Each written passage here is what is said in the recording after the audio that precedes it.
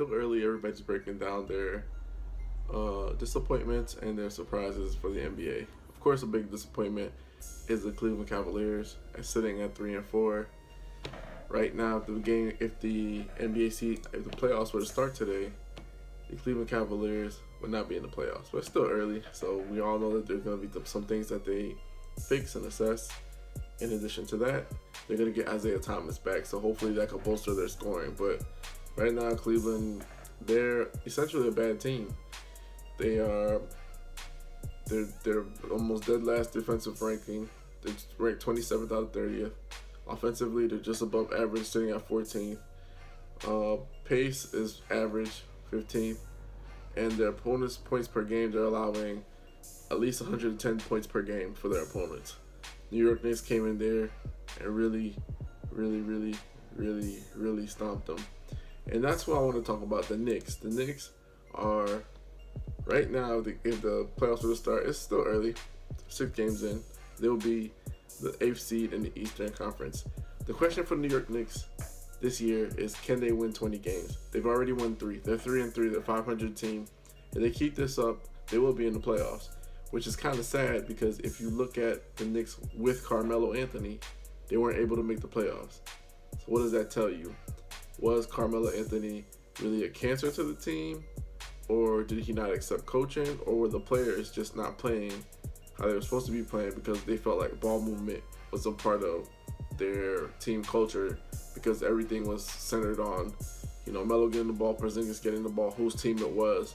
So was that something that was dictating the reason why the Knicks were playing so poorly? And now they're playing well, which is crazy. Defense, they're average, they're ranked 15th.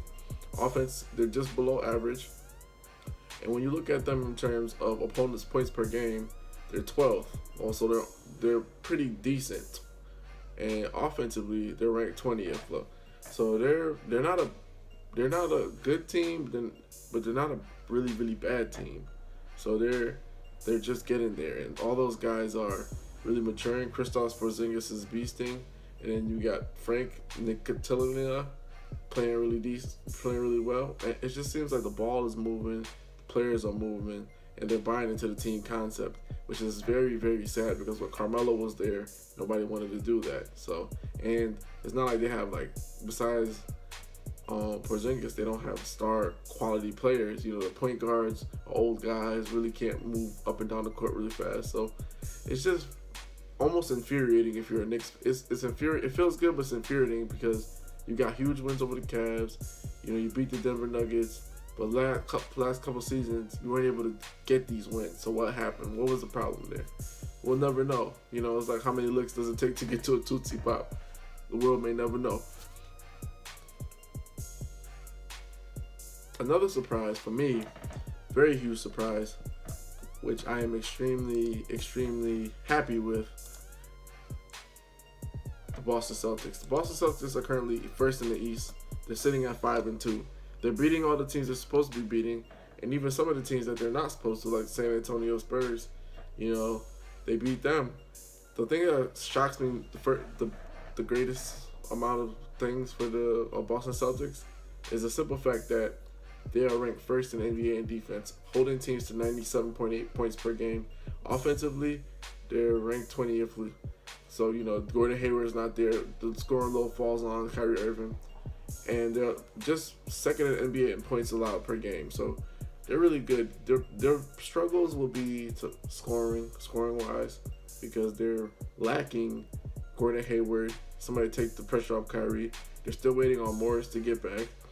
But they have a solid team, and for them to be sitting first in the East after I think they dropped their first 2 games.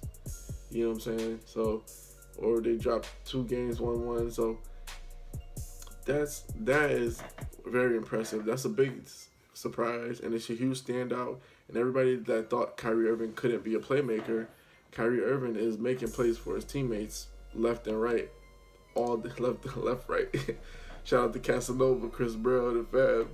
But he's making plays for his teammates left and right. Let's look at the stats for the San Antonio game. They beat San Antonio 108-94, and Kyrie Irving, he had a whole bunch of passing highlights, But let's see his assists.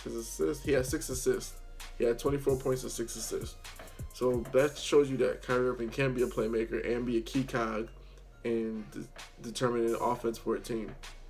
So, those are some of my surprises. Another surprise, / disappointment, was the Golden State Warriors, but now they're 5-3. So, in the West, it's the Wild Wild West, and it looks like they really stepped up their game and they understand the severity of playing poorly. Those first 3 games that they lost, they could have won if they just went to spot teams' leads by having a bunch of turnovers. And, in blowing leads, like against the Detroit Pistons, they had a 14-point lead, blew it all into they had 26 turnovers. You can't win a game with 26 turnovers. So, all that's going to be key in terms of winning basketball games for the Golden State Warriors. But the Golden State Warriors are more like the Miami Heat of, the 2012, 2013, just coasting until the playoffs. And the Cavs were trying to coast, but now they're in trouble because they're sub 500, and for the first time since LeBron is a rookie. So I was going to call Golden State a disappointment, but beating the Clippers by 141 points is not disappointed about that. This is Vlad from Hoops Junction with Hoops Meets Hoopla. Peace.